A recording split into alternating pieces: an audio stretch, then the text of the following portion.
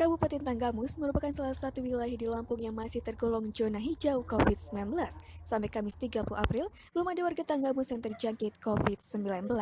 Jadi sampai dengan sekarang Tanggamus masih masuk di dalam mapping provinsi itu termasuk yang zona hijau dengan beberapa kabupaten yang lain.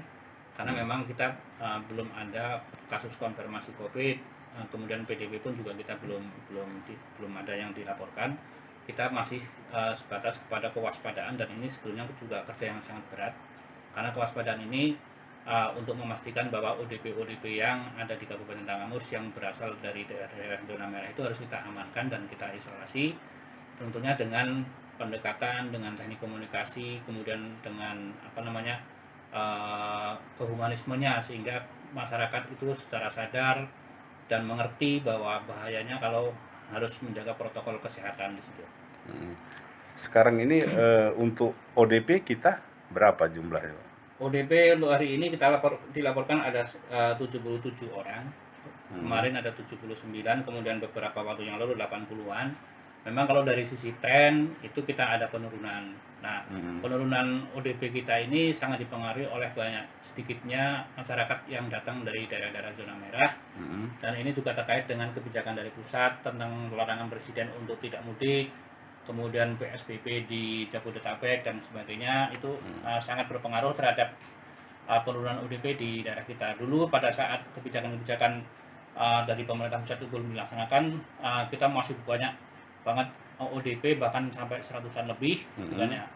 Tapi kita perkuat dengan yang pertama adalah sistem surveillance berbasis masyarakat, sehingga semua orang yang hadir, semua orang yang datang itu dengan kolaborasi, dengan kerjasama dengan pihak Pamong, dengan pihak lintas sektor dan stakeholder, semua masyarakat yang datang itu harus terdata, kemudian setelah terdata harus termonitor status kesehatannya. Kesiapannya menghadapi COVID-19 ini seperti apa?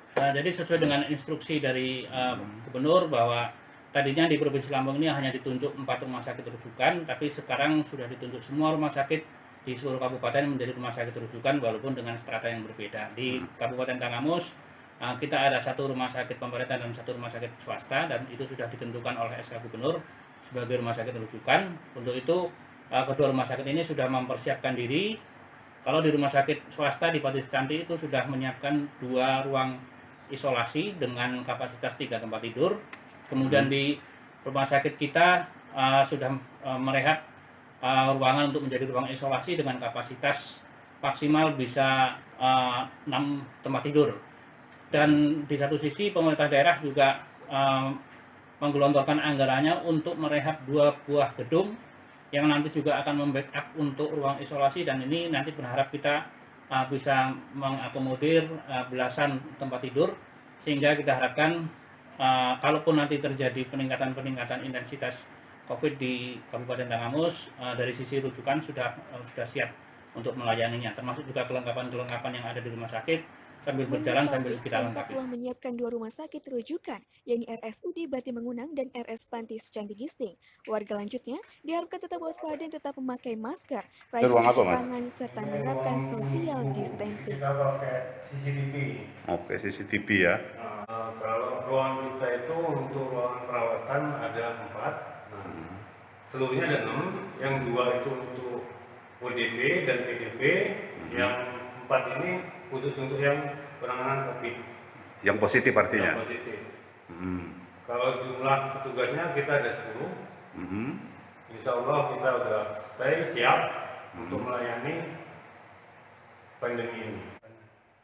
Edi Herliansyah, Radar Lampung.co.id melaporkan.